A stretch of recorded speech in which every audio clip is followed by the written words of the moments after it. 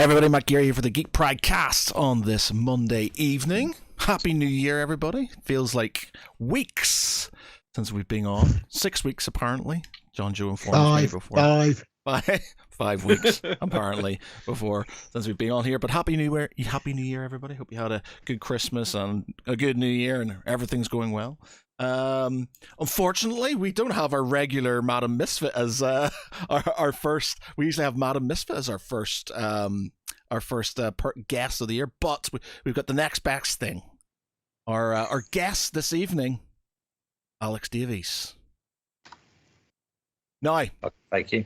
With me, as always, my co-hosts are Peter Ray Ellison. Good evening, everyone, and Happy New Year. And Jon Jo Cosgrove. Hello, everyone. It's good to be back. After 5 weeks.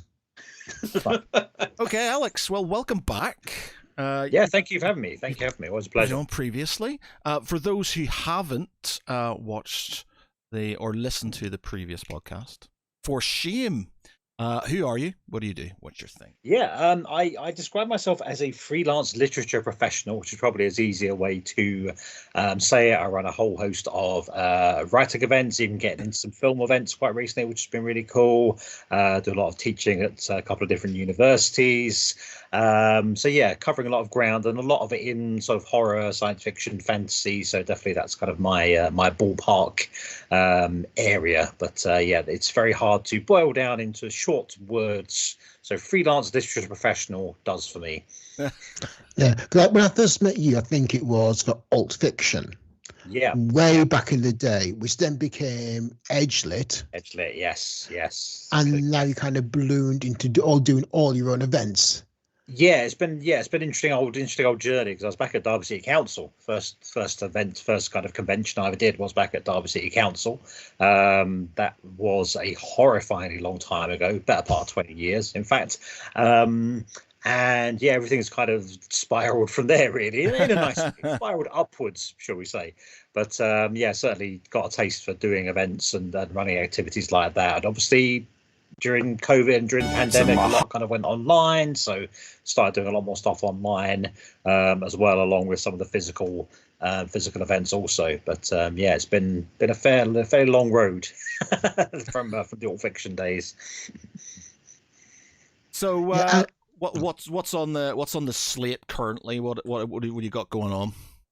Yeah, so one of the big things me and Peter talked about this just earlier today is one of the things I've been doing since about middle of last year.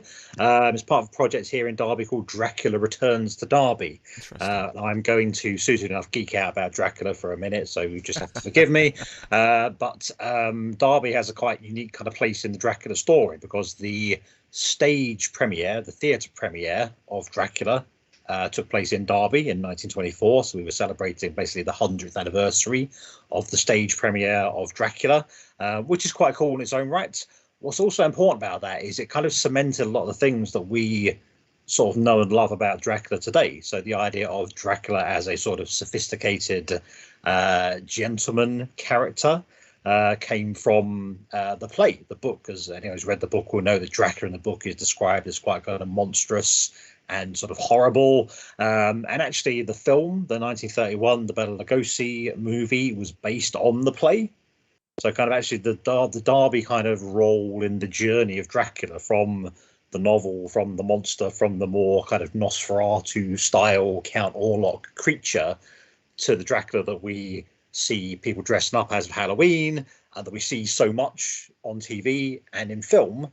That version of Dracula really is kind of a Derby creation. When Hamilton Dean brought the play to Derby, that was a very different Dracula to what we had sort of seen before. So we've been having a whole year, which is still ongoing, of events to kind of mark the occasion. Got a big conference in May, which is going to be sort of celebrating the 101st anniversary, with the 100th anniversary behind us.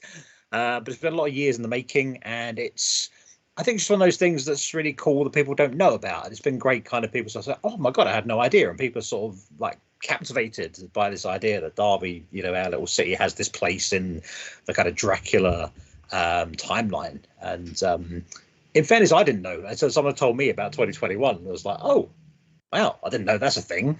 And sort of soon after we started talking, well, could we do something, or should we do something, or shall we try to get some heads together to do something for the 100th anniversary? So yeah, definitely a few years in the making, but it's just a kind of nice bit of hidden history that we're trying to make a bit less hidden, obviously. Is a big thing for us.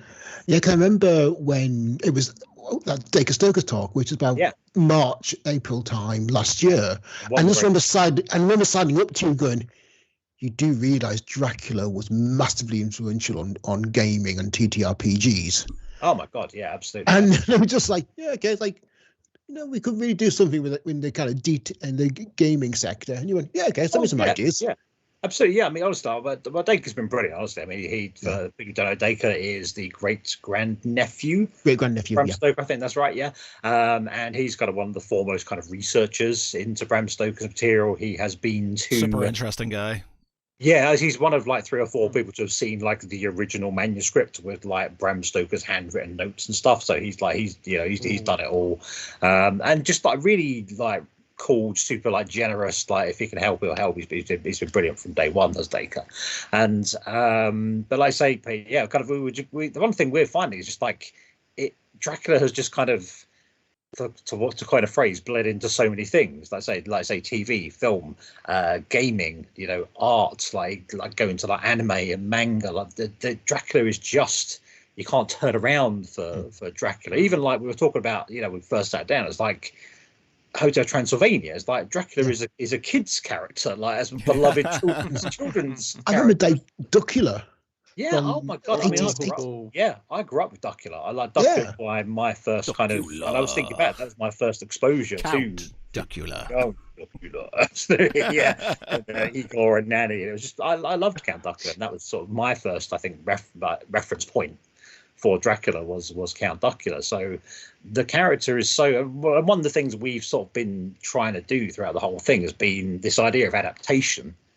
Part of like the research I've been doing personally has been sort of looking at all these sort of weird and wonderful versions of Dracula, and there's things out there you just think like, who thought of that? Like, whose idea was it to do that with Dracula? There's some absolutely off the wall things that people have, but it's that kind of character, it's that adaptability. Some of those kind of traits and behaviors so recognizable that you can sort of take them anywhere. Like we put on one of the things we did was the Dracula Film Festival, the UK Dracula Film Festival to be correct, which we put on Billy the Kid versus Dracula. People like do not know there is a Billy the Kid versus Dracula for a start. I want to watch it. It's right. It was really good fun. It was like, if you don't go in expecting anything brilliant, and it's like it's a B movie, it's quite low budget. Has a wonder, not to give too many spoilers, but there's the way that Billy the Kid defeats Dracula is just wonderful. It's tremendous. Is it wooden bullets? Because if it's not wooden bullets, I'm going to be upset. No, it's not wooden bullets. They try regular bullets and get nowhere. Yeah. I would say about all these Dracula things. I mean, you're right. There is so many different interpretations of Dracula, of vampires, and even if you just look through films in the last 20, 25 years, you've had comedy films, you've had your horror, you've had your teen romance ones, you've had such a, and even like Hotel Transylvania, very kid friendly, and it's strange that you get certain other supernatural characters, you got your Frankenstein's monster, you got Wolfman. They're a bit harder, I guess, to try and make into like these other genres. I know other people have tried. If anyone's recently seen Creature Commandos, they've had the Frankenstein character as a villain / hero as part of this team, and kind of comical, actually worked quite well. But I mean, why do we think that Dracula and vampires are that adaptable, why they can work on so many different levels? Yeah, it's a really good question. I think something I was talking about, I mean, I did a talk quite recent about sort of looking at basically trying to kind of chart some of like the weirdest versions of Dracula, basically. One of the things, obviously, kind of with vampires kind of effectively being immortal, the idea is, well, Dracula could be, as far back as you like, or as far future as you like. I mean, Hammer did a couple of kind of futuristic Dracula movies, or Dracula 1972. Someone's going to crucify me in the chat if I get these wrong, but I think it was 72. There was a Dracula 3000, which was literally like Dracula in space. Yes, I've seen that. Oh no, it's like Jason as X. we all know. Yeah, as we all know, every horror franchise has to go to space eventually. So Dracula has taken a bit longer than some others. But I think you have that character. You can just kind of put that character anywhere, because again, you can always, there's always a reason that Dracula could be there. As well as a kind of logic, like, Dracula has kind of risen again, or Dracula's been resurrected, or Dracula's been sleeping for 100 years and then woken up again somewhere, sort of a little bit random. So I think there's that element to it. One thing that came up, I did a panel quite recently, actually, and one of the speakers was actually from Romania, and they were talking about kind of the legacy of Dracula in Romania. And she was saying, like, it represents a lot of kind of themes that kind of remain very present and remain very sort of current. I think that's part of the reason we come back to vampires. There's a lot about kind of othering. There's definitely a sense of kind of invasion, I suppose. Like Dracula, in a way, you could argue is a book and a film, play, whatever. It's about someone coming to England and trying to kind of set up as a foreigner trying to set up a kind of presence in Britain, in the UK.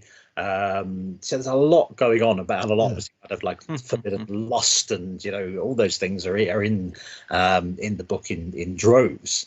So I think it just has, I think, like all those creatures in a way, but I think probably Dracula the most, have those things that are still relevant sort of today. I don't think those things go away. And I think the other thing I took out of this talk in particular was just Dracula's just kind of box office. There's no better way to describe it. I'm making a fairly low budget horror movie. If I can put Dracula's name somewhere, it looks like people will go, oh, it's a Dracula movie. And that would probably attract another batch of viewers if I had kind of called it something. Brand recognition. Yeah, exactly. Now, I said this, like I've like Last Voyage of the Demeter. I mean, Andrew Overdale's film. It's only just had a UK release. Literally, it's just popped up on Prime about last month or so. And that is like the journey of Dracula. It's a good film. I watched it the other day. Yeah, it is a good film. It's Dracula. Yeah. It is like Dracula going to Whitby fundamentally. Yeah. But I was always baffled. Why have you not got Dracula in that title? Like that film surely would have flown a lot better if you'd put like Dracula's Voyage or something. Yeah, because I guess a lot of people don't know what the Demeter was and stuff, and it's just like it's a horror film on a boat. It's not about Dracula's traveling or they might be kind of going for that great reveal at the end, like, oh, it's Dracula, maybe. I mean, I've not yet watched it, which I feel quite embarrassed about. It's like the Demeter is more like niche knowledge, I think. Like I said, a portion of people would know, but Dracula has like it, and I think, like you say, for Frankenstein as well, it's kind of these visual impressions are so strong. Like you say Dracula, you say Frankenstein, you say like the Mummy, the Wolfman. These are like instant. Every time you say that, it's like, I can picture Dracula. I can picture these kind of characters from media very easily. Yeah, I think also that there with Dracula, he's much what I call the genteel monster.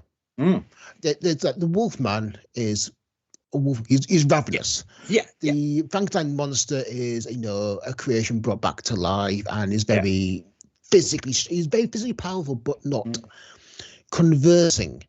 Dracula does. Yeah, he engages with his victims. He talks to them. He lures them, and that conversation breeds dialogue and breeds discussion, and then you start to see, hang on, the ambiguity, and that's where it brings in. And also, to be honest, in games as well. I mean, and for a long time, vampires were targets to be staked. You see one stake through the heart. Then Vampire the Masquerade came along, and suddenly you were the monster. You were playing a vampire. Talking about Vampire the Masquerade, Pete, you've got me. Like, so I'm in this sort of like gaming fantasy league. So you basically, it's like drafting, it's like a fantasy American football type thing, but you draft games instead of drafting players and stuff. And you've got to draft games, and then what they rate as throughout the year is what points you get, if their meta score is. And obviously I was you have to go through picks and stuff, and I was like, I'm going to have to go for the new Vampire the Masquerade game Yes, because Pete will kill me otherwise. So Yes, I've do it. So if it flops and it tanks my score, it's all your fault. Gonna blame Is that actually coming out this year? Well, this is the problem, you These see, guys because been out it's had a lot of since 2018. delays and stuff like that, 'cause- and it's like one of the guys is like, yeah, they're just going to release it, and it's not going to be very good. Because I'm like, oh no. Because ain't the full title like Vampire the Masquerade Bloodlines 2? Yes, Bloodlines 1 was released 2004, I think. Around that time, and it was a mess when it was released because Triker closed down very shortly afterwards, and it took a lot of fans. I mean, there was people could see the potential, much like Cyberpunk, but rather than the developer kind of completely updating the games to the point of being a new game, fans just came in and just updated the original Bloodlines game to the point where it was fundamentally playable and completable. And it holds up to this day. I mean, I played it last year, and it's great. Great music. The graphics are, 20 years old, but it's very immersive. And yeah, it's a good game. Solid game, so give it a try. Bloodlines 2, it's had a very long development history. I remember it was, I think it was on an Xbox presentation or something when they revealed it. So it must have been 2019, I think, or 2020. And they said, oh, coming soon. And then I think I read some article and they said, development's been completely scrapped, but they don't want this information to get out there because, well, it's already out there, isn't it? No, it changed publishers to a new completely different publisher. They were not because the rights owner Paradox Interactive were not happy with the development of the show, and so that is going to be a massive spanner in the works. So how it ends up, I have no clue. I mean, I wrote about Vampire the Masquerade back in 2020 Kotaku, I think, and saying like, these are the clans, this is what to expect. And like, because we were expecting it to be released soon, that didn't happen. But that's the problem now with especially with video game development. Games take so long now to make, and put it into perspective. Yeah, but then look how many games have. Cyberpunk 2077 was announced in 2012, end of 2012. It was. Yeah. It was finally released 8 years later at the end of it was end of 2020. End of 2022, because you want to get in the year released in 2020 because that's when the original, when the most popular version of the TTRPG was released. Cyberpunk 2020 was set in 2020. Now, there's a problem releasing the game, the 2077, in 2020 because it was not finished.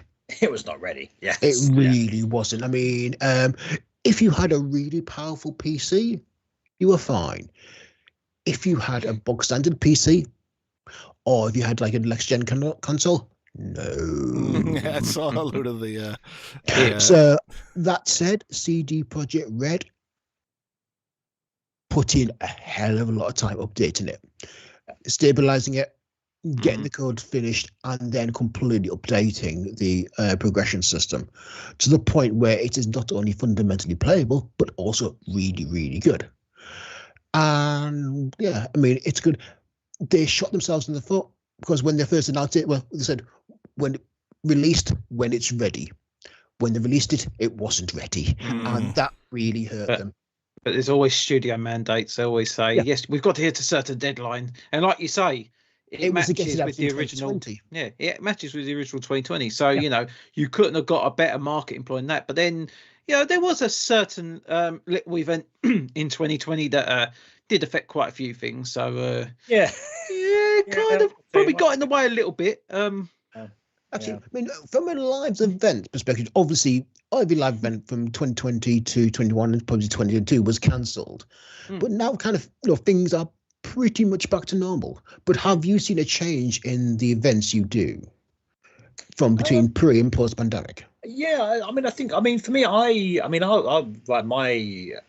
not a sort of especially techie, I would say. So kind of, my first online stuff I ever did was lecturing, and I was lecturing at University of Derby when it all kind of hit and lockdown came, and we were all sort of like thrust into this kind of, so you start an online lectures next week, and we were like, okay, what does that look like? What do we do with that? I think everyone sort of adapted to it in their own sort of way, but I found myself really enjoying it. To be honest, I actually liked doing the online side of things, and it wasn't as kind of complicated as I thought. I think that definitely was a thing for me. Was like I was probably more afraid of it than I needed to be, and I think that sort of doing that jolted me to think I could do more of this. And for me, like during the whole pandemic, like everything I did was just kind of pay what you want. Like I just thought this is something that I can do to kind of, and if you can't pay anything, don't worry. If you want to pay a quid. If you can pay a fiver, just whatever. It was kind of just. And my wife said to me, "Is like this is just like keeping you sane." I was like, "Yeah, I know what it's doing. It's nice for me as much as anyone else." Yeah, so definitely I did a lot of that during lockdown. I think that when lockdown started to kind of turn around, I thought, well, I think the thought process seemed to be a lot of sort of like the bottom would fall out of the online events. There definitely seemed to be this prevailing opinion and I was hearing from a few people like, oh, the online stuff's really starting to drop off. Now we're getting back to kind of, going out and physical things. I mean, touch wood. I've not found that, certainly like it by any large margin, most definitely. And yeah, I still do. I probably do more online than I do in person. I have sort of a few big online events, kind of per in-person events per year.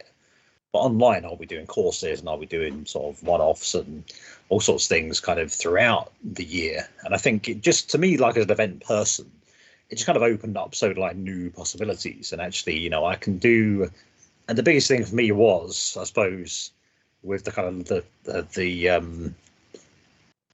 looking for like sensible logistical hat on, is actually like I can do an online event a lot lower risk than a physical event. So if I'm doing an online event, I don't have to hire a venue, I don't have to pay for 10 authors to come on a train or whatever, I don't have to pay for X number of authors in a hotel, all these kind of things that are like the cost of events that you do in person. And it was also a great opportunity. Like I got to work with so many writers I would like have never have gotten to work with otherwise, because I think getting an author from the US, Canada, Australia, wherever over to the UK is no small feat. But actually I could just invite, and I was had a lot of great authors just kind of coming in who were sort of, I thought, well, I might as well just ping an email, and as long as the time zone gap is not too horrible, sure, we can do something. So it was great in that way. It just got to tick off a lot of authors. Like I really wanted to work with these people, and I finally got to.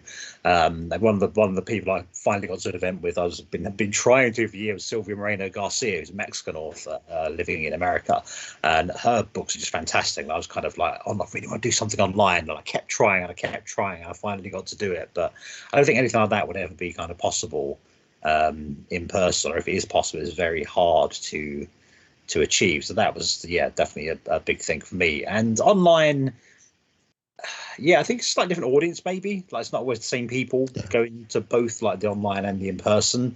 But yeah, I think I will definitely say I think I've had a lot of really very good, keen supporters of all the online stuff, and a big sort of shout out to the crew there who have been really regular, and we get people drift in for one or two, but there's been a really lovely kind of core of people who just kind of seem to enjoy coming to things and online, which is great. So definitely changed my mindset on it. I would never have thought, if you'd said to me like back in 2019, I bet you could do a lot of online events, Alex, I'd have said like, no, I have no idea where to start. Where do I begin?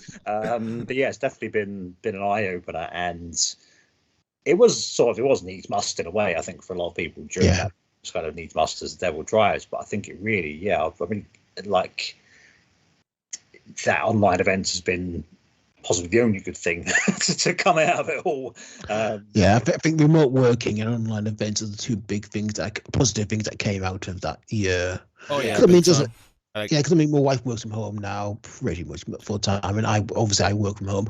I actually get to see each other and have dinner together every day, which is great. Yeah, exactly. Yeah, and it's the thing of me is like, why do I? I think for me, especially what I'm doing is kind of I don't need an office. Like, why do I need to be somewhere? I think for a lot of people that was a lot of places were finding actually the work wasn't dropping, like the quality of the work was dropping, and people's satisfaction was possibly not dropping and possibly rising, like you say, actually.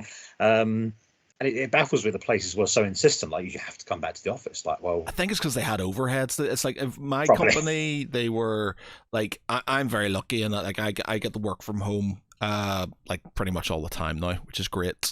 For like just I think I'm a lot more productive because I don't really have hours now. I literally just I'll do more if I need to do more, and depending what's going on and stuff. But I can sort of drop my kid off at school, and if things pop up, I can do that, and I feel like I'm not taking the piss. I can I've got to feel like I've got more control over my life as well as my work life as well.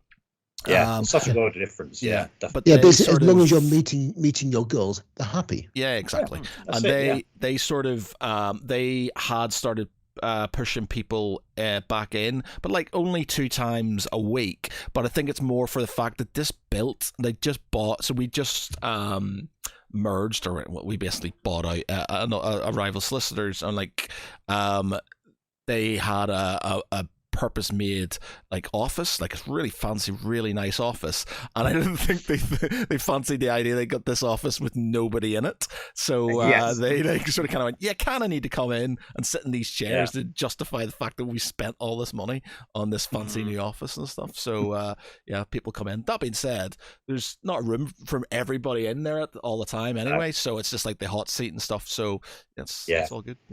Works out for the best. Yeah, and I think I mean it's interesting to me because I think I found like I've really enjoyed it, and I sort of surprised myself as I sort of took to it like a duck to water, really. But I think a lot of kind of speakers, authors, people have kind of like they don't like it as much, like the sort of the experience or the kind of the feeling of like, am I like talking to an empty room, or kind of are people responding, and like the chat bars pinging away, and people like the chat bars distracting people during an event. And so it's been really interesting. So some people have really gone, I'd really like doing the online stuff, but definitely I've had a few people who are like, I don't get the same feel off it to being in a room with people. It's a different vibe. It absolutely is a different vibe, and I think some people feel more comfortable. I mean, I know quite a few people that have immunosuppressant conditions or disabled, that they can't get to live events. So an online event is great for them. Yeah, absolutely. Yeah, many people said that. Yeah, it's going to open doors, I think, for a lot of people, like I say, who would not have been able to kind of get to a physical thing in person event in the same way. So it was definitely an interesting journey. Because but I mean, if they're looking at my like immediate future, I think I have my 1, 2, 3, 4, about 8 or 9 online events between now and end of April. So nice. So it's all going on varying scales. Some are a little bit smaller, some are a bit bigger. But it's just fun. I think it's finding those little kind of niches and those kind of little things that work. And I think what I do is pretty niche. Like working in literature is niche. Working in like horror, fantasy, sci-fi is like a niche of a niche. It's kind of sort of. I mean, you say kind of working in science fiction, fantasy, and horror is niche, but you look at the kind of the big, films, big TV shows that are out there. Sci-fi is mainstream now. No, that's true. Yeah, I do. I take your point. Definitely. But I think again, like there's the audience that is like watching a big like sci-fi blockbuster here's an online event where we're going to talk about like cyberpunk or like steampunk for 2 hours. That's quite a different. I take your point. It's definitely been. I think for me, it's like I probably specialize like more than anything in kind of in that sort of subgenre thing. So I do a lot of like folk horror stuff. I do a lot of ghost story stuff. And again, like they are sort of niches of niches. I think definitely like, I mean, the whole of speculative fiction, for a better word for it, really seems like horror is doing brilliant at the minute. Let's say sci-fi, fantasy, or big like business in a way that I would never. They would never were when I was a kid. Kind of I was growing up, and it was like if you were reading a fantasy book, you would like try and hide somewhere with it. Like you don't want to be seen reading this book, or you'll be in trouble. But to now, it's like it's everywhere. And it's wonderful to see that sort of change in the waters. Because I think we said before on a podcast a few months ago, a lot of these film studios now that are specialising in horrors, in particular like Blumhouse and A24, they've had some massive hits. Like, you've had like the Conjuring films that have gone to like the 10th or 11th entry is coming out this year or something, which is like, you know, and you have the Conjuring universe, literally. Yeah. And you know, they've done brilliantly well. And then you've had the Insidious films, which have also hit a good mark. And then you've had some more, I say more niche, independent. We're throwing around niche, but I'll tell you what, one I've really enjoyed in the last couple of years, Megan. That was a great horror film, and it's quirky. It's it was a bit dark humor, but it was a neat twist on the kind of possessed doll trope. Where it wasn't kind of a voodoo or evil spirit. It was the consequences of AI. And you believe it a lot more because potentially that could be just around the corner. I think what's fascinating about horror, kind of in the business sense, I suppose, is actually you think of all these horror films, like how many of them have like a big recognizable name that you would go, oh wow, that person's in it. But they don't have to do it. They don't have to have the Oscar kind of drama style movies are going to have the big actors going for the best actor and best actress. Sci-fi films and fantasy films will try because some are quite action oriented. They'll try and have some big stars in those. I think horror is almost doesn't matter who's in it. But what about Peter Cushing and those kind of the big names Peter Cushing and Christopher Lee? They are when someone says, "Oh, there's a horror film with Christopher Lee in it," then people do take much more notice. I'll definitely take your point, but I was having a discussion after who's this generation's Christopher Lee. Who is this generation? I don't think there is one that I can kind of conjure to mind, if you forgive the word. I think, but those I can't think of who's your iconic horror actor of today. I don't know. That's a good point, actually. No, Joe, that's stumped me. I was really trying to think of something clever. There are directors. There's a lot of creatives behind the camera.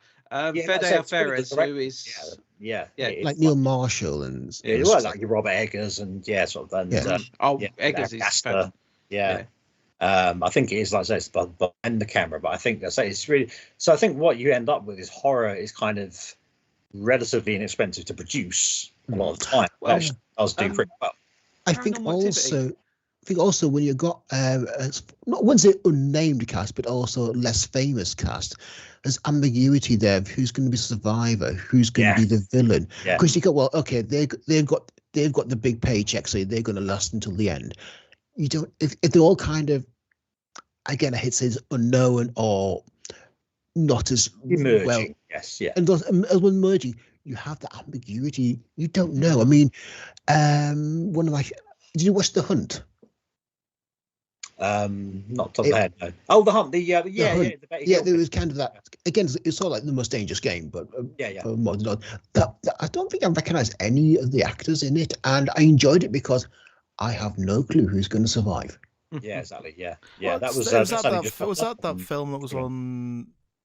Is that about where they're sort of dropped off? It's like a bit of a take the piss for. You've got all the liberals. Basically, it's maybe kind of like liberal elite against the I don't know how to describe, but yeah, it's sort of like it was a great commentary on classism, on left versus right. Yeah. I think it was not subtle. It was not like there's a couple of the actors I think I've seen in stuff, but they're not and to be fair, I mean, it works on the grounds that both sides of the argument were against it. Yeah. I'll tell you what was a good example, and it doesn't really. I don't think it really works if you was to say now, because a lot of the actors are quite well established. But I remember when 28 Days Later came out. And you had a lot of stars in that who hadn't obviously hit the big time. So you had Naomi Harris, you had Christopher Eccleston, who obviously was known for things, but he wasn't like the household actor that we know for. And Cillian Murphy as well, who is now one of the most recognised faces. Exactly, who is that fella? But that film, I enjoyed it because at the time, being I'm not going to say the age because I got told off last time I said about my age. Sorry, Pete. But when I remember watching that film for the first time, I thought, I don't actually know any of the actors in this movie. And that was quite a weird experience because I'd always think such person. And I remember that DVD case didn't actually say any of the actors' name. It was just 28 Days Later. It was just that pure red cover.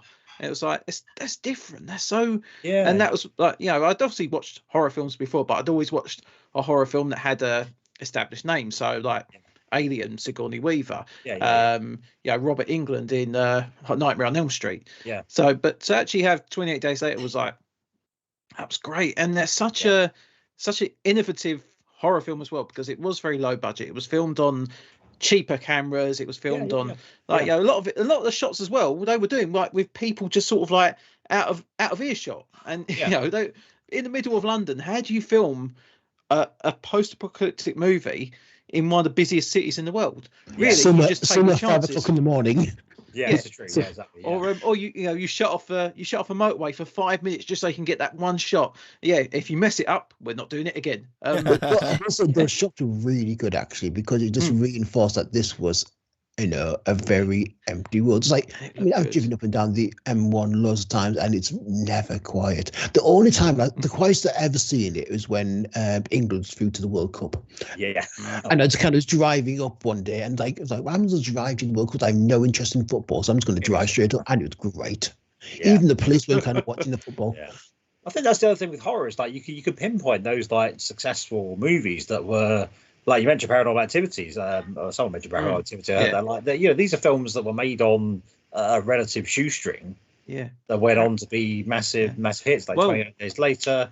Paranormal Activity. Blair Witch Project. Like how iconic that became, and that was just sort of a few people with their Dog Soldiers as well. I mean, Dog Soldiers is so good. Yeah, such an underrated film. And that worked because and they admit the werewolf suits weren't great, but they kind of took the Jaws approach, as in fleeting shots, don't linger on the werewolves. It's the actors that made it for me, exactly. especially Sean Pertwee as well was so good in it.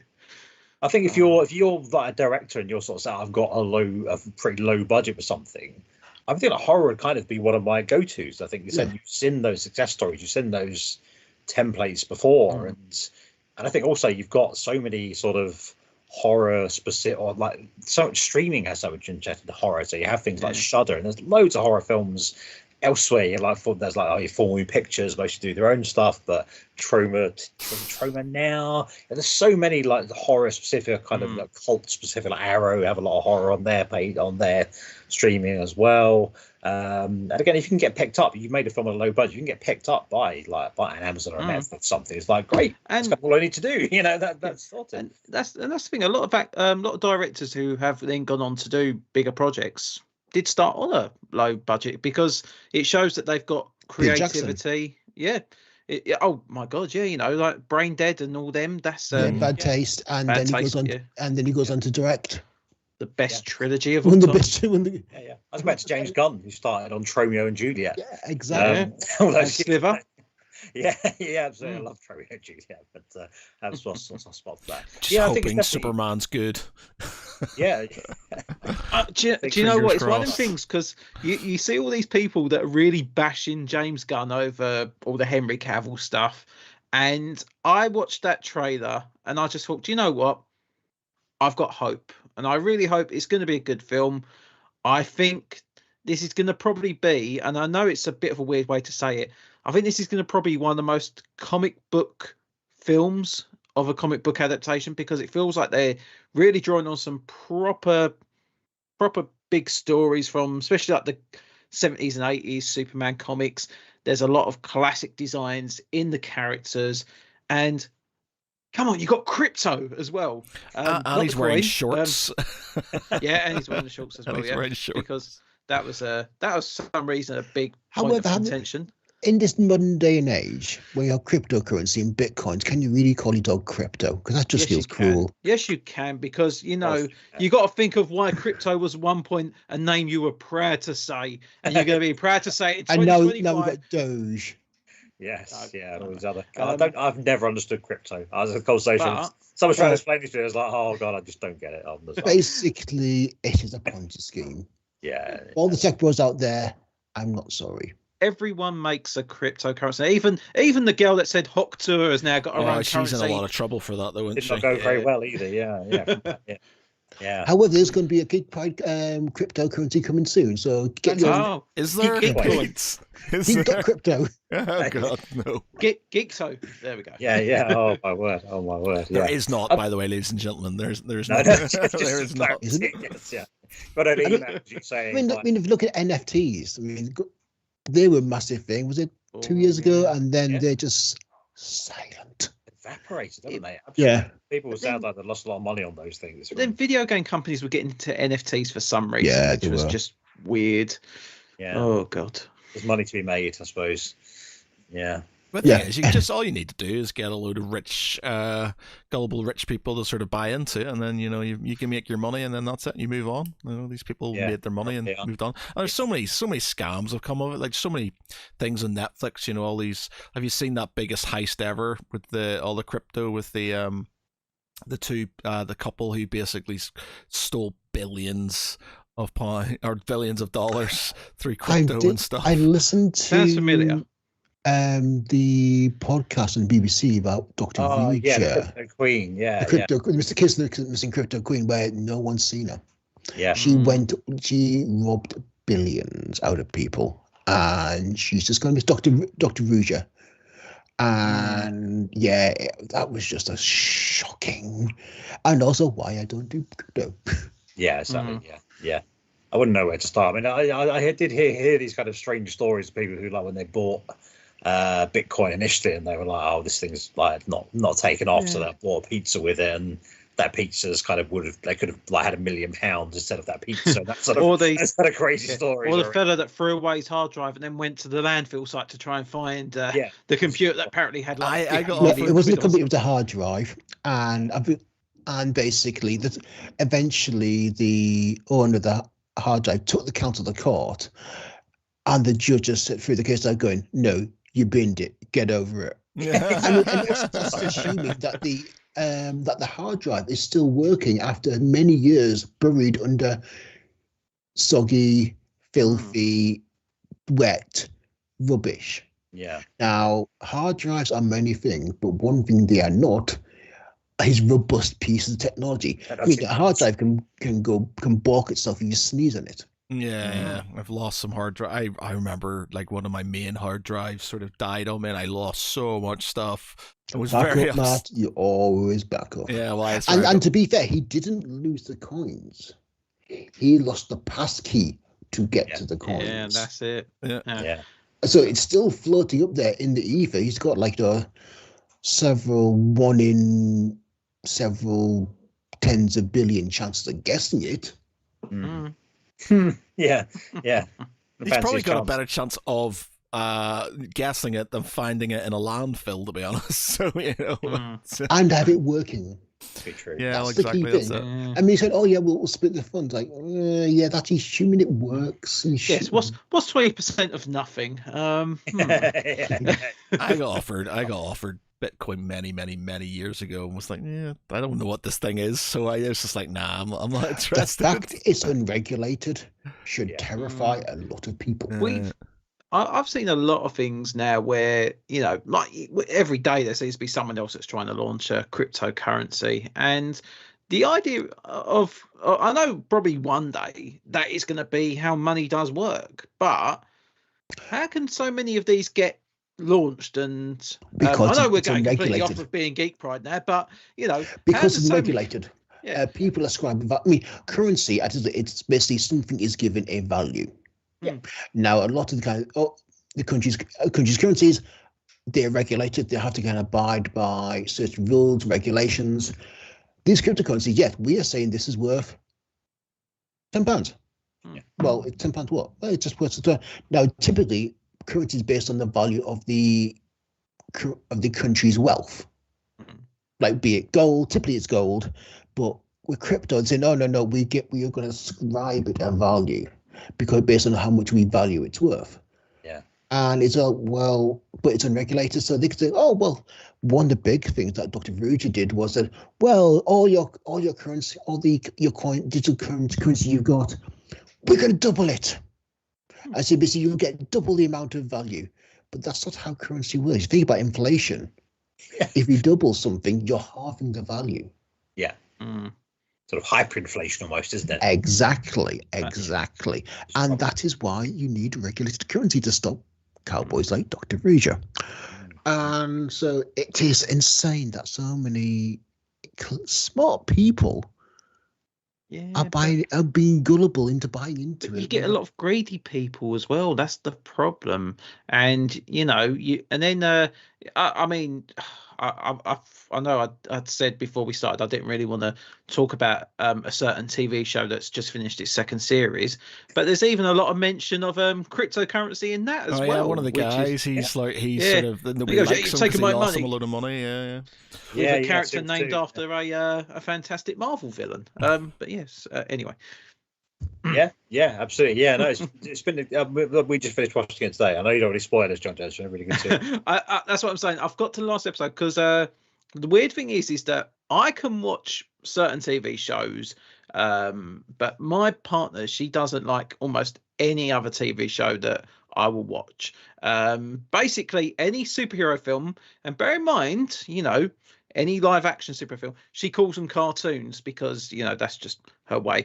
She makes it, and there's only ever 2 superhero films that she's actually sat through, that I know that she sat through and watched, and one of them was Black Panther: Wakanda Forever, which bear in mind, okay, that's the sequel, but she quite enjoyed it. And the only other one, and bear in mind, she asked to come and watch this one, was Dark Phoenix, which is you can definitely tell why she probably doesn't like superhero films after seeing it. I haven't seen it. I didn't want to sort of terrible kind of cross section. Yeah, but then again, I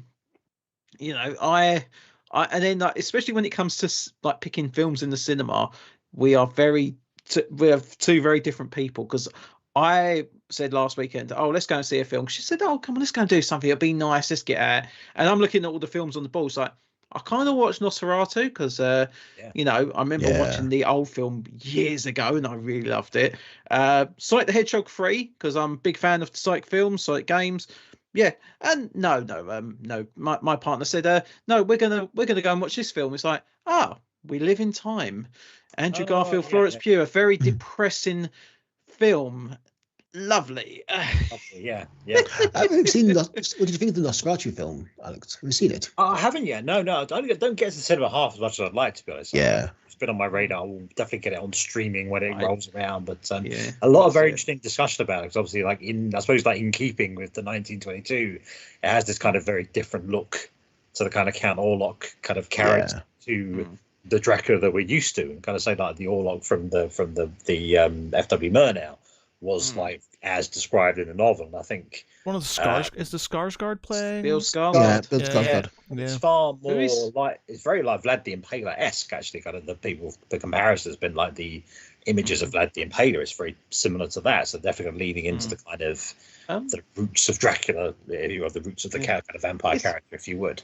But yeah, it's not your kind of like Gary Oldman kind of, Bram Stoker's Dracula type, characters. It's quite different. When I think of that one now, I just think of the Simpsons sketch with Mr. Burns as Dracula now.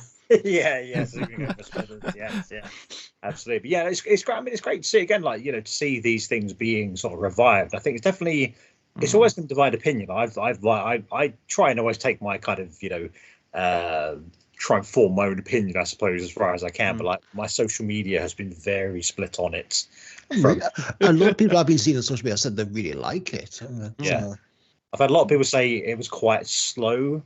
Better hard to get into. I have no comment to pass because I haven't seen it really, but I just it's not been entirely warmly received. Okay. I'm good with a remake if it has a point to be a remake. Yeah, I think so. If you have something that's been redone because it's a quick cash grab or something, not into that. But like you say, Nosferatu, a film from over 100 years ago, and they decide, we're going to do this this more modern filming of it. We're going to bring it to a new millennium, a new decade, new century, whichever entry. That's fine. Yeah.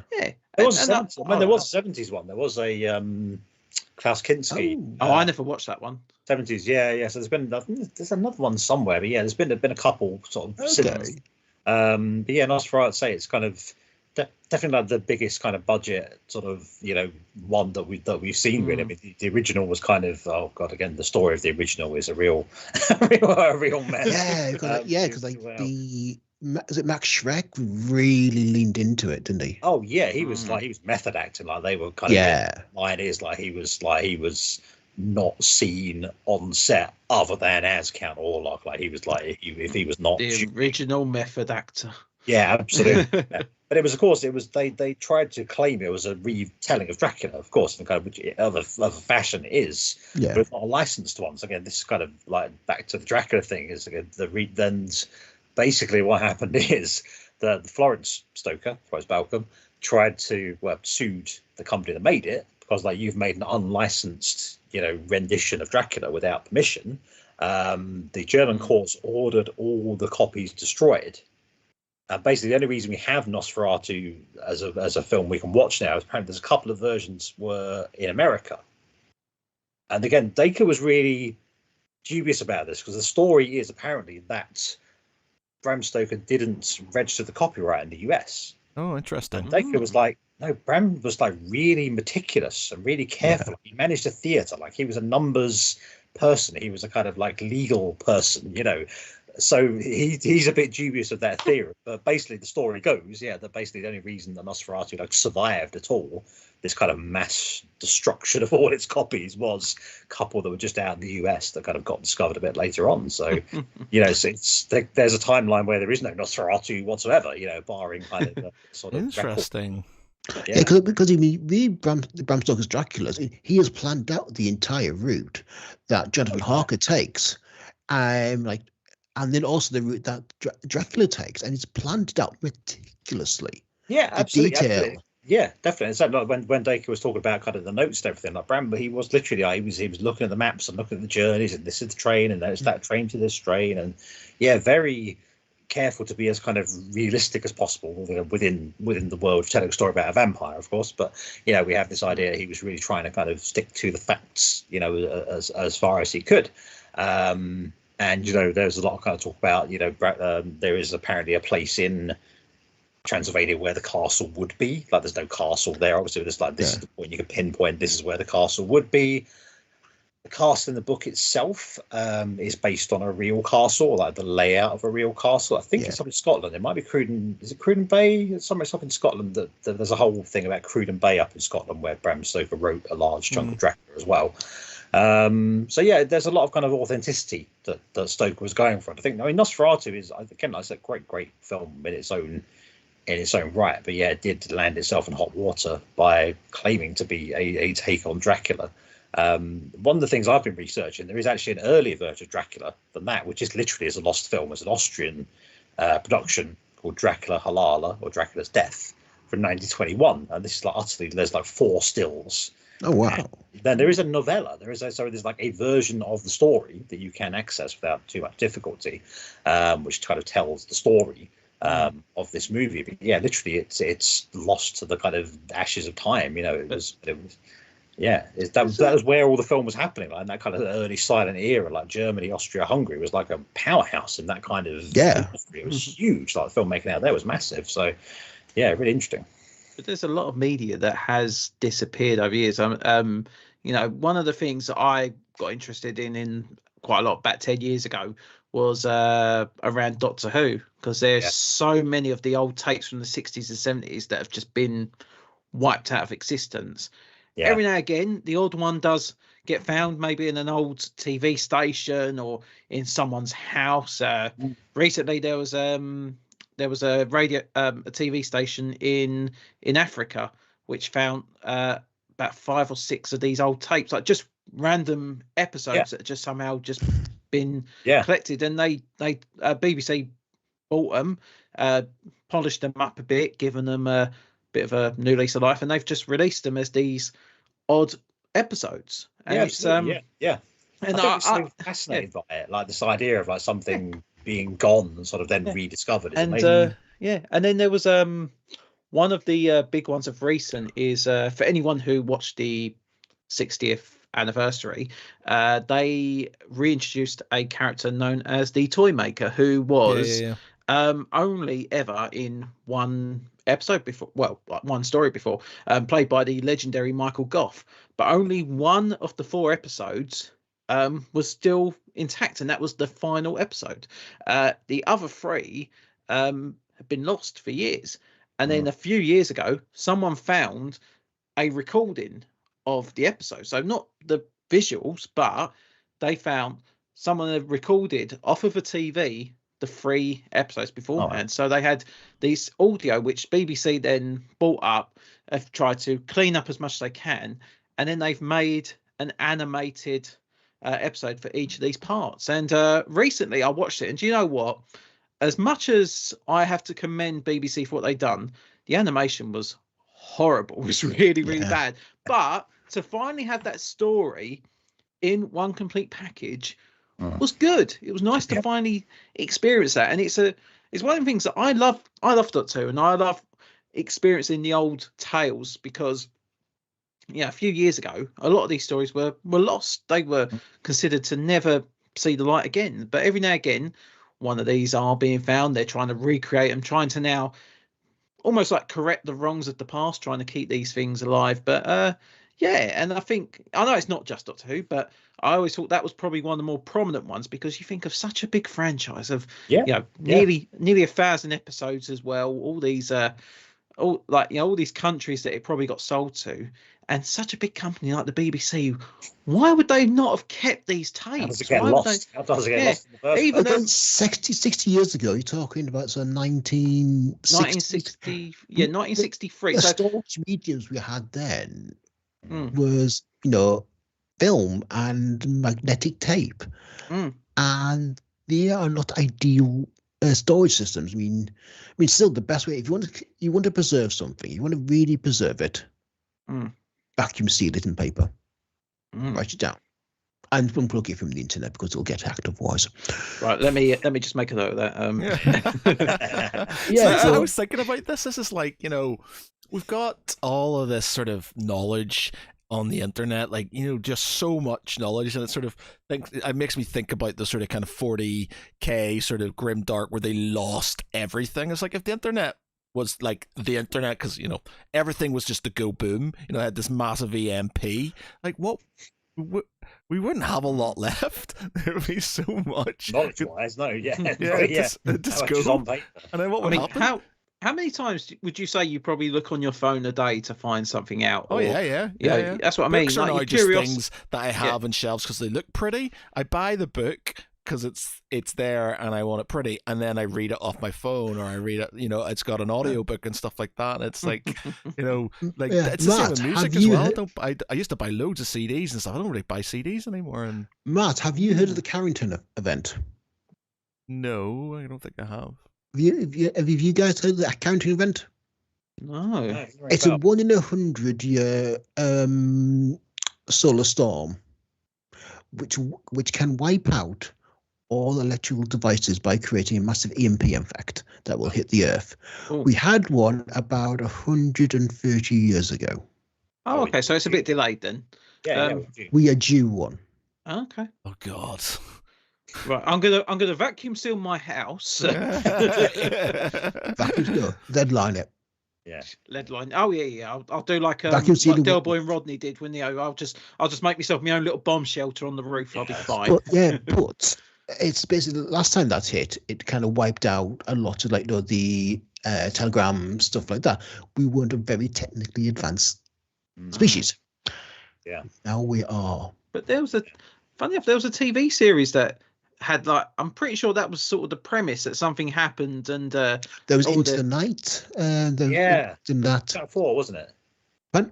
Channel 4, wasn't it? That did this thing. Into the Night. No, there was a US TV drama. I can't think of what it's called now though. But basically, big EMP knocks all the electricity out, so they're all living almost like in a primitive way. I can't remember what it's called now. It's really bugging me. Looking up on his phone. That's what I'm going to do. I'm going to have to look it up because somebody was selling a book. Iterations. I think it's like selling a book, and it's basically if civilization if everything they lose all knowledge, it's basically a book on how to do Revolution, how to do basic things, like how to start a fire and how to plant certain seeds and how to do basic electricity and all these other things. Okay, so this is I'll just read a quick glimpse of it. So the series is set in post-apocalyptic near future in the year 2027. 15 years earlier, in the year 2012, a worldwide event known as the Blackout caused all electricity on Earth, ranging from computers, electronics to cars and jet engines, to be disabled permanently. So that's more or less what accounting event. Discussing. Yeah, there you go. But yeah, Revolution. And Joe, I love that show, and it was really bugging me because I couldn't think of what it was called. Yeah. It's both. The thing is also happened so quick. I was reflecting on this the other day, thinking like, I'm 43. But I remember like going and sort of, I had to, like, if I wanted to know something, I was like, oh man, I've got to go to like the library and find a book. I've got to have a book at home. Like, I've got to like make a mental note to go look that up. And I was lucky, the library was in the stone's throw from our house. So I was always like, I'm just gonna nip and check this out. I can walk back and be back in like 10 minutes from where I was. But that feels so ancient. Yeah. But it's not that long ago. I don't know what I would do because I'm ADHD, so I've got like all kinds of, like, I'll have moments where I'll just be, and I need to understand every in and out of the Battle of Carrhae and at this time period because it's in my head, and I'll just sort of Google everything about it and I have to learn about it because it's just there in my head and I need to. And I don't know what I would have done if I didn't have that ability to do those things. Exactly. Yeah. I think so. We've got the kind of younger generation now. Just kind of I remember like getting my first email address, like getting my first computer, like getting my first word processor, getting my first printer. These are things that were sort of, and that was one of those things with the strip down the side. Yeah.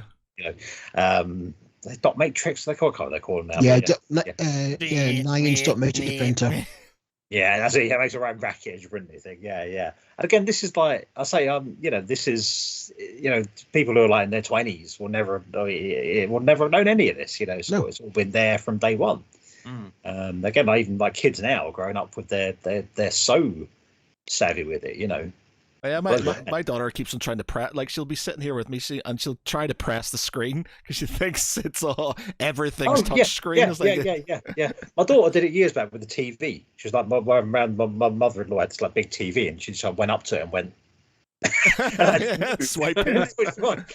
But even that, she was tiny. It was like she knew about like you could do that on the iPad and the phone and all these things. But saying that, even there's been a couple of times when I've been at my workplace because we've got like we do have a lot of like handheld computers, so we do like a lot of touchscreen stuff, and then we've got a lot of like units with monitors, and every time like sometimes I go to the monitor, I'm like, oh wait, no, this isn't the touchscreen. No, that's not touchscreen. But I'll be like, why aren't you working? But you can get some laptops with touchscreens, which is even more confusing.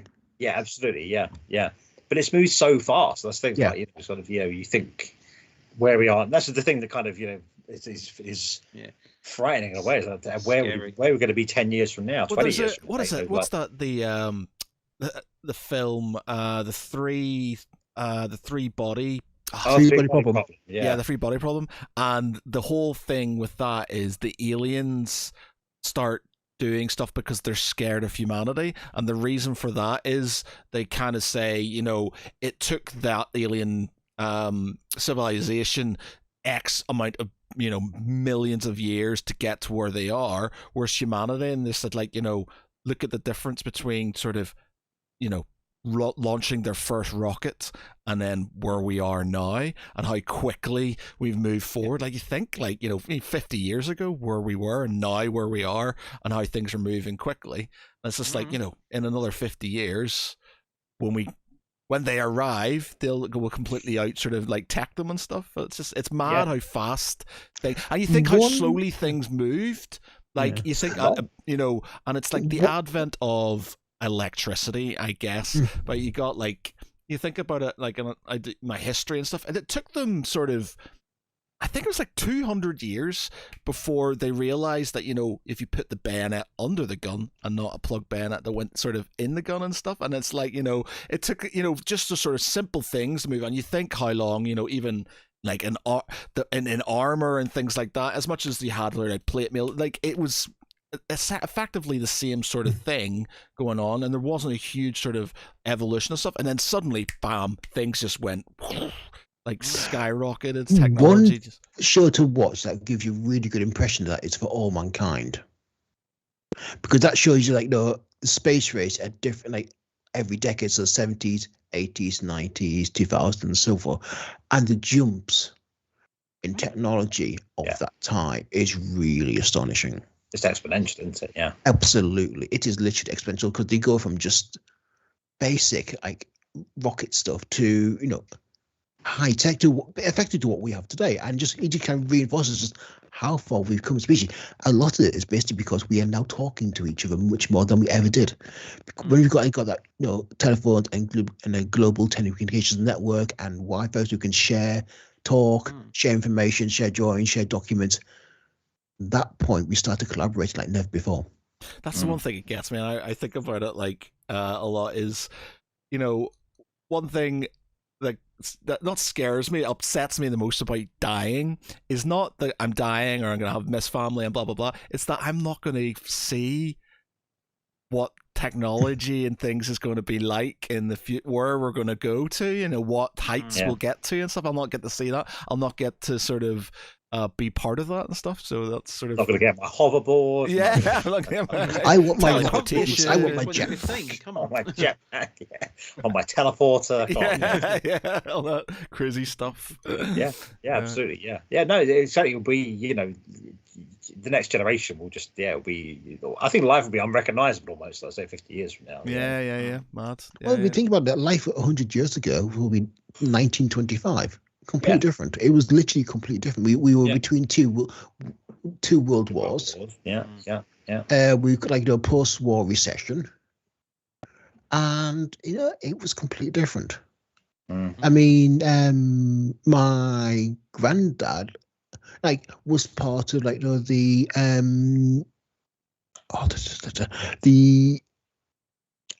Night Watch during the Second World War, and he supported his Night Watch by going out and sitting out in a field in a shelter and watching for the Luftwaffe. That's how they did it, and just like now that was like 80 years ago. Yeah, it's amazing. Yeah. And now I think about that, man, and I think about being in school and going, oh, it's the 50th anniversary of World War II, and I'm like, it's like the 80th anniversary. Well, yeah, exactly. You're just like, oh, getting old. Get that feeling. Okay. Alex, I feel like we've sort of completely mowed over, like... no, the least. We've just sort of gone past you as a guest and talked about crypto and things. We mentioned vampires a little bit after the crypto. Have you got anything coming up? Like, you know, that sort of, you know, you want to talk about? Yeah. Probably my biggest thing right on the horizon is the UK Ghost Story Festival. So that's something that I run every February. Peter's involved this year, of course. So yes, going to be running a workshop for us. So that's the 5th year this year. In fact, so that feels like that's rattled by. There was a couple pre-COVID, and this is the 3rd one post-COVID. So there's a bit of a lull in the middle. But so this is 3rd one after the pandemic. So that's running. We've got online events from the 14th to 16th of February, and then in person here in Derby from the 21st to the 23rd. It's going to be panels, workshops, talks, interviews, book sales, all sorts of stuff going on over. So we've got an online event if you can't make it to Derby. If you can make it to Derby, got the physical event going to be taking place at the Museum of Making, and that is like any event, a lot of fine small detail. I was on work on this thing not long after the last one finished. I mean, it's kind of how you get on with it. So one finishes and people say, it'd be nice to put your feet up, but you kind of think, well, got to feet up for a bit and then I've got to get back to next year. So you know that, but you know, all the authors were kind of largely in the bag about October. Jules kind of out there in November, 6 on sale about November. So there's been a lot going on with that one, but yeah, really excited about this year. There's a great lineup for it. Really excited about all the talent we've got coming along. We're doing this year for the first time a UK ghost story anthology, which is going to be really quite cool. So something we've done, have had in my mind to do for some time. I thought with this being the 5th year, let's go for it. So that's 10 stories from our kind of participants over the weekend, people taking part over the weekend. So that should be really cool. That's all in the offing, proofreading, and off to print fairly soon. So really chuffed with how it's shaping up this year. That's probably the most pressing thing on my horizon is that one. Also, to give a word for the Darkness in the Fields Film Festival, which is running for the 2nd time. That's a quad here in Derby. We had a really good year with that one last year, first time around. But if you're into folk horror, this is where you want to be. This is a big sort of day of folk horror films. Got a short film showcase.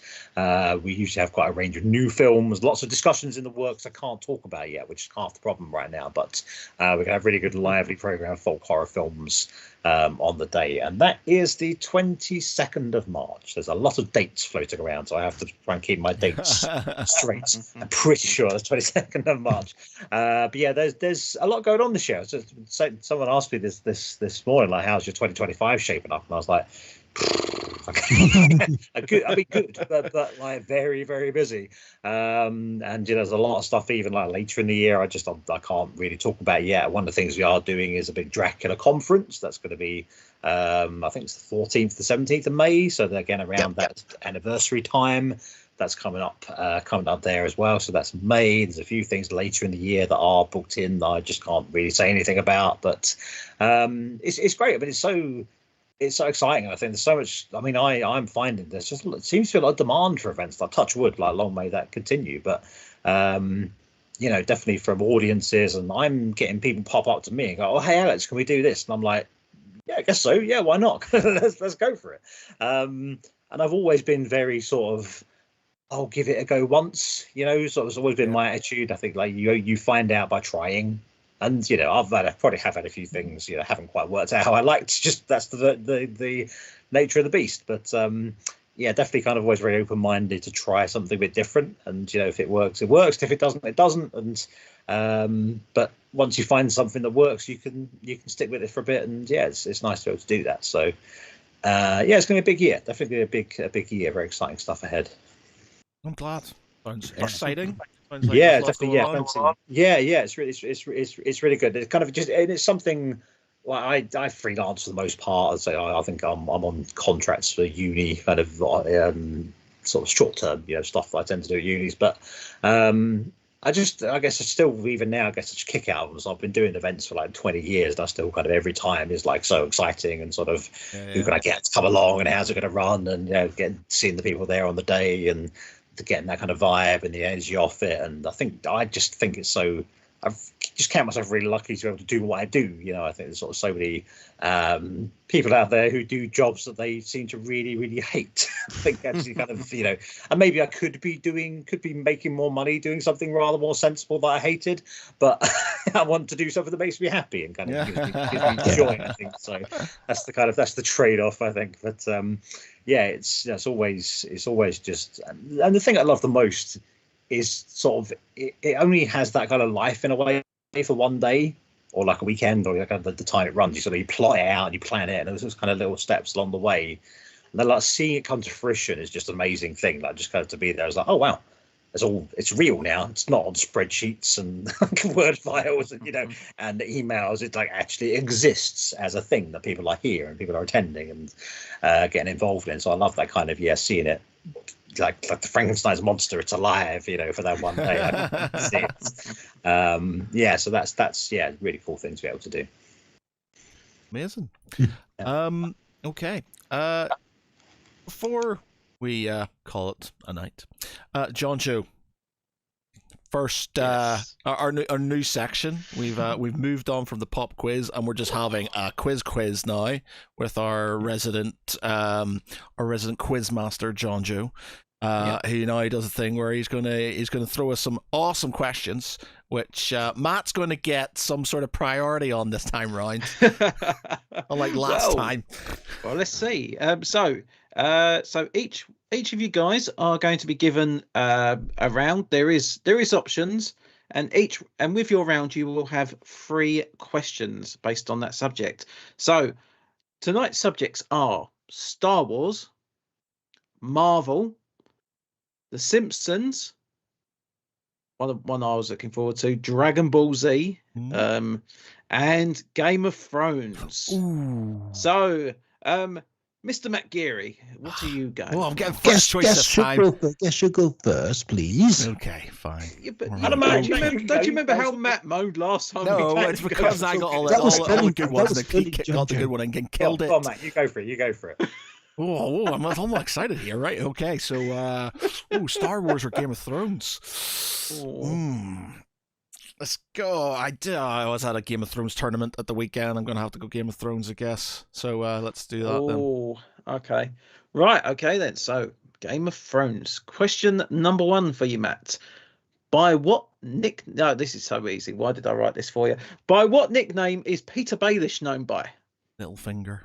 Yep, correct. There we go. Completely unjustly killed in the series. The man was the puppet master for the entire thing. Totally did not deserve what he got in the series. So because Matt's just mentioned that, he's been minus a point. Right, number 2. Septa Unella, who led Cersei's Walk of Atonement, was played by which actress? Oh no, she's in Angelina Jolie. Oh fuck, what's her name? Not helping me. Not helping. She's in Ted Lasso. She is. What's her name? That's the question. No, I'm horrendous with actors' names. I think we're going to give you 10 more seconds. Yeah, I'm gonna have to say I can see it, but it's not coming. Yeah, sorry. All right. So the answer was Hannah Waddingham. Oh, of course. Yes. Yeah. So question number 3. What was the name of Arya's sword gifted to her by Jon Snow? Needle. Yeah. So you have 2 out of 3. A good start. Yeah, not bad. Okay, Alex. So Star Wars, Marvel, Simpsons, or Dragon Ball Z? What's your? I think I'm going to have to go Simpsons. I think anything kind of in about the first 15 seasons, I should be all right. Actually, do you know what? I'm just actually. 2 of the questions are within the first 15 seasons. I can give you that. So, question number 1. Armin Tamzarian is discovered to be the real name of which character? It's Principal Skinner. Oh, yeah. It is Principal Skinner. Well done. Right. Question number 2. Who composed the music for the Simpsons movie? Oh. And do you know what? I didn't know this up until about 2 years ago when I went to go and see this guy live. I want to say John Williams. Hans Zimmer. No way. Hans Zimmer done the music for the Simpsons movie. Heavy hitters. Yeah. Only because when I didn't realise at first, but it was only when he played a very short excerpt of Spider Pig. I was like, no fucking way. Man, yeah. And do you know what? I love that. I love the film anyway, but I just love that song. It's so good. Right. Which Star Wars actor, for number 3, played himself in the episode Married to the Mob, starring in a dinner theatre production of Guys and Dolls? Married to the Mob. Oh my God, yes, I know the episode. I want to say Mark Hamill. Yeah, I was going to say Mark Hamill. It is Mark Hamill. Yeah, I thought so, yes. Yeah. So another 2 out of 3. Right. Peter, Star Wars, Marvel, or Dragon Ball Z? Star Wars. Star Wars. For some reason, I thought you were going to go for Dragon Ball Z. I was kind of... I don't know. Are you a Dragon Ball Z fan? Ball Z. I've never even watched Dragon Ball Z. Oh, I don't know why for some reason I thought you might have seen it. Okay. Right. Star Wars. Question 1. What is the name of Andy Serkis's character in Andor? Oh, that's a good. It's brutal. Snoke. No. Nope. No idea. Kino Loy. Yep, I'm going to remember that. Kino Loy. All right. Question number 2. In which TV series was Bo-Katan first introduced? In the Clone Wars TV series. Was in the Clone Wars TV series, correct. And question number 3. In The Rise of Skywalker, What is the name of the planet that Palpatine is on? Exegol. Correct. Yeah. Another 2 out of 3. Well, Matt's got deducted 1 point. He did get deducted. No, I yeah, didn't. sorry. Yeah. So yes, I you was going to did. get Matt. another one because I was going to have a moan about. That would have been 0. No, it's not the Rise of Skywalker's all right. It's the Last Jedi where I have issues. All right. Okay. Joe, what? Let's do just for a nice little tiebreaker. Let's go with let's go with a quick DC question. So I will offer this out to the first person whose name I hear. So you got to say your own name when you want to buzz in the answer.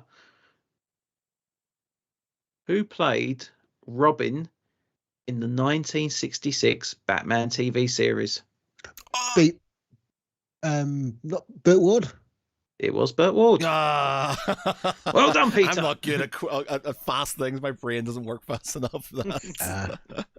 Good one, Pete. Nice one. Burt Ward. Well done. Nice one. And that is the end of tonight's quiz. And it's really annoying because I only come up with the Dragon Ball Z ones because funny enough, I every now and again I keep going back to it, and I've not watched it since I was about 11, 12 years old, but I love it because it's just so over the top. About that time. Oh yeah. So dramatic, isn't it? Everything is so. But I just love that. I remember one of my favourite bits was Goku and Frieza's fight on Namek, and there was the whole thing where they said the planet's going to blow up in 5 minutes. Somehow they managed to spread that over 6 half-hour episodes. Fantastic. That's realism for you. It's a bit too wacky for me. Anime in general is a bit sort of kind of out there. Like I don't mind some of it, but like the live action stuff I quite enjoy. But it's some live action stuff can be good. The anime adaptations have proven to not go too well for the most part. If anyone has actually seen the live action Dragon Ball, it is it's pretty it's terrible. Bad. It's so bad. Yeah. I remember when it came out because I think I just finished watching because I watched obviously Dragon Ball Z GT and then the original Dragon Ball series come on afterwards over here. So and I was looking forward to it. And I remember watching the first trailer for it. I was like, okay, maybe this is just early. Maybe it's just, they still haven't finished all the visual effects. And then I remember going into it because I got my sister into Dragon Ball Z as well. She absolutely loved it too. And I said, Joe, come on. This could be good. This could be enjoyable. Never forgiven you. And Joe, what, 5 minutes into that film, I was like, what have I done? What have I done? This is bad. But there was the Avatar Last Airbender movie. Yeah, but I still deem. I think I found Dragon Ball worse because I think it's worse. I loved Dragon Ball Z so much, and to see the Avatar Last Airbender Netflix series. No, the film. No, the film. Live action film. M. Night Shyamalan one. M. Night Shyamalan. Yeah, which was awful. Very good. Which was don't. Yeah, it's not a brilliant record, Jon Jo. Like you say, it's not. One Piece, the live action series, I quite enjoyed that. Yeah, I quite like One Piece. Again, I like my missus loves anime. Like she's super into it, like really into it. And I've watched some of the sort of Japanese ports of like that and the live action versions of them and stuff, and I've still been, but the Netflix ones I've watched recently, like One Piece and the Last Airbender, I've quite enjoyed actually, quite good. The what was it, Death Note? I think they did Death Note, which was okay. Great, neat idea, really idea. It just got too drawn out. I liked what they'd done with it, but it was just a terrible execution. Yeah. But Willem Dafoe as Ryuk though was fantastic. I thought he actually played that part brilliantly. But then it was just like there was other bits that were just really badly miscast. Especially Light himself was bad. Yeah. I'm definitely rediscovering anime because my daughter's getting right into it, and kind of there's always like she pops like, let's watch this, let's watch that. Kind of okay, I'm just like finding new shows left, right, and centre. Because I was thinking the other day, I grew up when sort of the very earliest kind of anime was sort of hitting these shores. I was like Akira, like Fist of the North Star. I remember watching like anime on Channel 4 later. Middle of the night. Yeah, and there's some really cool stuff like Cyber City Radio 808. Ghost in the Shell, I think wasn't. Like I remember Ghost in the Shell and I remember watching Akira on Channel 4, and it was so edited. and Chop Down, I had no clue what was going on. Yeah. Even though in the full film, you still have no clue what's going on at the end. But it's amazing now because you've got so many like so much out there and like subscriptions. Like you get on Crunchyroll and there's like endless anime to kind of just keep you going forever. It's amazing, like the influence of like that sort of Asian culture over here is incredible. Sort of anime and Ghibli, and it's remarkable. And the thing is that there's still so many animes that do come out, so many big shows that do get advertised. I think the latest one that, I'm still watching through the final season of it at the moment, Attack on Titan. Yeah, that's one that's really, I wasn't interested at first because I remember hearing about it. I was like, oh, they're fighting giants, okay, whatever kind of thing. But then I remember watching that first couple of episodes and I was like, okay, you've got my attention. and it was silly, it was over the top, but as it went on, it actually made sense of why you've got these giants, these titans. It makes sense of why these people have been put into this like walled society, and then you start learning over the history between all these different families, and it's just such an epic show. And it was one of the things that initially I was like, no, I'm never going to watch that because it just doesn't look good. And I was like, I'm hooked. And I think that's the thing why I haven't finished it yet, because it's a show that I've enjoyed so much. I hate to see a show I enjoy end, and I think if I can draw it out as much as I can, then that's good. Maybe it won't finish. Maybe there'll be more as I come along. But yeah. Agreed. One of my absolute favorite things that exists. So my wife is a massive Agatha Christie fan. I was like, I've got the perfect anime for you, and there is a anime version of Poirot and Marple. Oh, Kind of that, they are in the same stories. So which obviously Agatha Christie never did. She was like, wow, what is this? I was like, Japanese take on Agatha Christie's stories. Like it's so different. It's so strange, but it fascinates me when you kind of get these different takes on kind of characters that so well. There was we were looking at there's a Marvel Marvel comic Dracula that was made as an anime in the mid-80s. Sovereign of the Damned, and it's like that. You can't find that really for a lot of money these days, but the take on that, the visuals there are so unusual. Again, the different takes I find so fascinating. I've had some really random animes. Even years ago, I used to be a massive fan of that, Joe. No, not them ones. Not them ones, Peter. Not them ones from your collection, mate. I was a big fan of the Supernatural TV series. And back in the late 2000s, they done a animated series of that. Oh, wow. And she was quite good. The one thing that was jarring though was that they actually got the two main actors, to Jensen Ackles and Jared Padalecki. They actually got them to voice their characters, which was good. The only thing is that Jensen Ackles, for whatever reason, he couldn't record any but the last two. So I remember, I don't know if they then changed it afterwards, but I remember watching them episodes when they first come out, and the voice actor they had for Dean was really, really bad. It was obviously someone who's probably never seen the show, has not got the personality at all. He was just reading these lines as like, so what is this Supernatural? And then once it got to the final two episodes, it was like, this actually feels like the show I remember. But it's just, I thought it was good. And there's, even just look at Netflix, how many shows have been adapted into anime on that as well. Yeah. And the thing I keep discovering is me and my daughter have a running joke that there's basically like 10 voice actors in all of anime. Like every single anime you watch, oh my god, it's that person from that thing. It's that guy from that. It's the same. You know the way there's loads of Korean stuff on Netflix and stuff? They have the same voice actors for pretty much everything. There must be thousands of voice actors out there itching to do the work. Yeah, but the guy that voices Gi-hun in the Squid Game, like in the UK dub, like English language dub, he's in so many different things. So I looked up his biography on IMDb, and I was like, there's about 20 odd games I've played that he does voice. I was like, yeah, I can hear it now. I can recognise that voice. Yeah. But it's really hard to pin down because you spend like ages scrolling because again the voice actors I think have so many more credits compared to your sort of your physical actors. Oh yeah, because a lot of them probably get given like 10 scripts a week or something. It's like exactly. read these lines out. Come and do like half a day with us. Record one character and off you go. So it's an endless pit of searching for voice actors. Right. Well, that was highly enjoyable. Thank you very much, Jon Jo. Appreciate it. Alex, best of luck, man. Hopefully it all goes well. And by all means, let us know how it goes, and hopefully have you back on soon. Thanks so much for having me. It's been good fun. Before you go, is there any more plugs you want to do quickly before we go?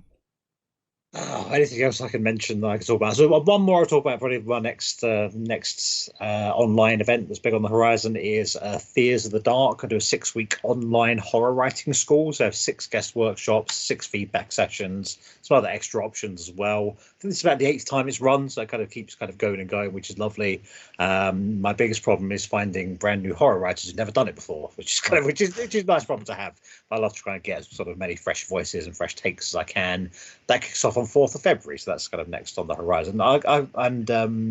If you just look that up, if you look up me up on Eventbrite, Alex Davies Events on Eventbrite, you'll find me there. UK Ghost Story Festival, pop that into Google, that will spring up. We've got a ticket source page for that one. So we're quite easy to find, and I'm on Blue Sky if you want to come find me. It's at alexdavis1981.bsky.social, I think, or something like that. Yes. That sounds about right. It felt about right as I said it. And I'm on Facebook as well, so as always, I'm always around to be found. So. Brilliant. Right. Well, it's been an absolute pleasure. Thanks very much for coming back on. Thank you. Happy New Year to you, sir. For tonight, I've been Matt Geary. With me, I've been my co-hosts, Peter Ray Allison. Good night, everyone. Jon Jo Cosgrove. Take care, and it's good to be back. And our special guest, Alex Davis. Good evening, all. Bye. Bye.